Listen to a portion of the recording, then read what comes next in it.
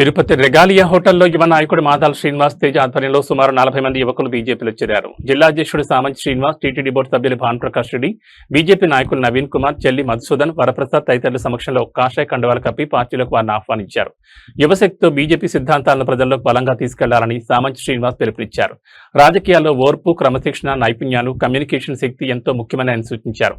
యువతకు పార్టీ అండగా ఉంటుందని భరోసా ఇచ్చిన ఆయన బాధ్యతతో ముందుకు సాగాలని ఆకాంక్షించారు. అందరికీ 80వ స్వాతంత్ర దినోత్సవ శుభాకాంక్షలు తెలియజేసుకుంటూ ఈరోజు మా ఆహ్వానాన్ని మన్నించి ఇక్కడికి విచ్చేసినటువంటి మీడియా ప్రతినిధులందరికీ కూడా స్వాగతం తెలుపుకుంటూ ఈరోజు భారతీయ జనతా పార్టీ నరేంద్ర మోడీ గారి నాయకత్వంలో దేశం గర్వపడే విధంగానే కాకుండా ప్రపంచ దేశాలు కూడా భారతదేశం వైపు చూసే విధంగా, నేను అనేక దేశాల్లో పర్యటించినప్పుడు మనల్ని భారతీయులు అనగానే మన వైపు చూసే దృక్పథం మారింది, మనకిచ్చే గౌరవం మారింది. అంతటి గొప్పతనంతో మన భారతదేశాన్ని నరేంద్ర మోడీ గారు పరిపాలిస్తున్నారు. ఇటీవల యువత కొంత తప్పుదోవ పడుతుందనే తాపత్రయంతో నా వంతుగా సామాజిక బాధ్యత వహించి భారతీయ జనతా పార్టీలో చేరి యువతకు ఖచ్చితంగా సరైనటువంటి మార్గనిర్దేశం చేయడంలో నా వంతు కృషి చేయడం కోసం భారతీయ జనతా పార్టీలో ఈరోజు ఇది చేరడం నా సామాజిక బాధ్యతగా భావించి నేను చేరడం జరిగింది. నాతో పాటు మిత్రులు, నా స్నేహితులు అనేక మంది భారతీయ జనతా పార్టీ సానుభూతి పరులు ఇప్పటి వరకు కూడా వారు ఎప్పుడు బహిరంగంగా బయటొచ్చి పార్టీ జెండా కండువాలు కప్పుకున్న వాళ్ళు కాదు. కానీ అందరూ కూడా ప్రస్తుత పరిస్థితుల్లో ఇది అనివార్యమని చెప్పి భావించి వారందరూ కూడా ఈరోజు పార్టీ కండువా కప్పుకొని పార్టీ బాధ్యతలు తీసుకొని దేశానికి మంచి చేయడం కోసం వాళ్ళందరూ కూడా పూనుకోవడం జరిగింది. వాళ్ళందరినీ ప్రోత్సహించడానికి ఇవాళ ఇక్కడికి వచ్చినటువంటి భారతీయ జనతా పార్టీ రాష్ట్ర నాయకులకు, మా జిల్లా అధ్యక్షులు శ్రీ సామంచి శ్రీనివాస్ గారికి, అదేవిధంగా తిరుపతి అనగానే తిరుమల పవిత్రత కాపాడడం కోసం అనునిత్యం కూడా వారి యొక్క గొంతుకగా వినిపిస్తున్నటువంటి భానుప్రకాష్ రెడ్డి గారు, శ్రీ నవీన్ కుమార్ రెడ్డి గారు, అదేవిధంగా వరప్రసాద్ గారు మరియు ఇతర సీనియర్ పార్టీ నాయకులందరికీ కూడా మా అందరి తరఫున ధన్యవాదాలు తెలియజేసుకుంటూ సెలవు తీసుకుంటున్నాను. ఫ్రెండ్స్ అందరికీ నమస్కారం. ఇటీవల కాలంలో మనం చూస్తున్నాం, భారతీయ జనతా పార్టీ వైపు యువత ఆకర్షితులవుతున్నారు.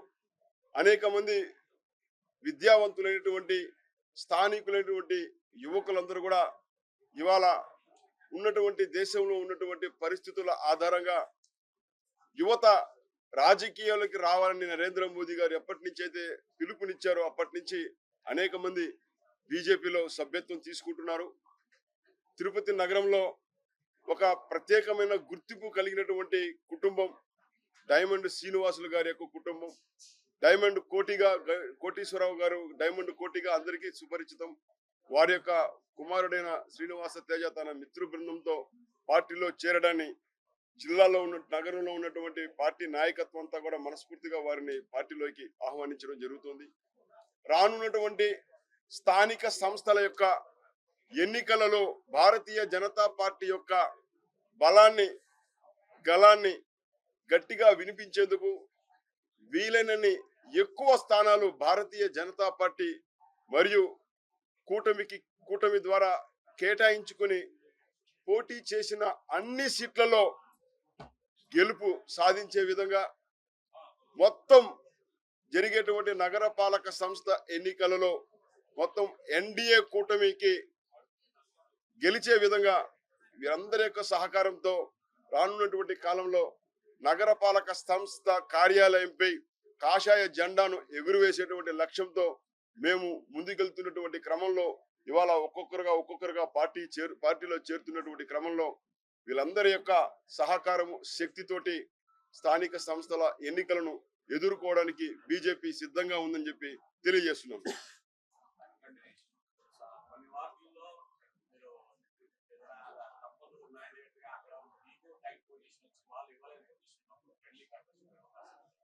త్వరలోనే సమన్వయ కమిటీ సమావేశమవుతుంది.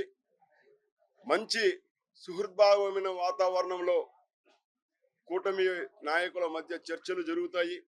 మా గెలుపు మా లక్ష్యం, కూటమి పార్టీల యొక్క గెలుపు లక్ష్యము అవినీతి అరాచక శక్తులను నగరానికి దూరంగా పెట్టడమే మా లక్ష్యం. ఈ నగరాన్ని ఇంతకాలం పితృపుత్ర స్వార్థంతో కను సైగలతో బెదిరిస్తూ దౌర్జన్యాలు చేసి భయభ్రాంతులు, ఇక్కడున్న వ్యాపారస్తులను బెదిరించి భయభ్రాంతులు చేసినటువంటి ఒక పైశాచిక శక్తిగా మారినటువంటి ఏ విషయాన్నైనా కూడా దాన్ని సమర్థవంతంగా రాజకీయంగా ఎదుర్కోలేని ఓపిక లేని శక్తి లేనటువంటి ఒక పైశాచిక శక్తిగా మారినటువంటి వైసీపీ ఇక్కడున్న నేతలు బూతులతోటి కుటుంబ సభ్యులను కించపరుస్తూ మాట్లాడుతున్నటువంటి నైజాన్ని తిరుపతి ప్రజలు సహించరు. ఇటీవల జరిగిన ఎన్నికల ఫలితాలే నిదర్శనము. అదేవిధంగా రౌడీజాన్ని తిరుపతి ప్రజలు ఎప్పటికీ సహించరు అని చెప్పినా వాళ్ళు మారట్లేదు. కాబట్టి ఆ అరాచక శక్తులను దూరంగా పెట్టి తిరుపతిలో ప్రశాంతతను కాపాడమే కూటమి పార్టీల యొక్క, అంటే బీజేపీ, తెలుగుదేశం, జనసేన పార్టీల యొక్క లక్ష్యం. ఆ దిశగా ముందుకు వెళ్తాము. అన్ని రకాల అవగాహనతోటే ముందుకెళ్తాం.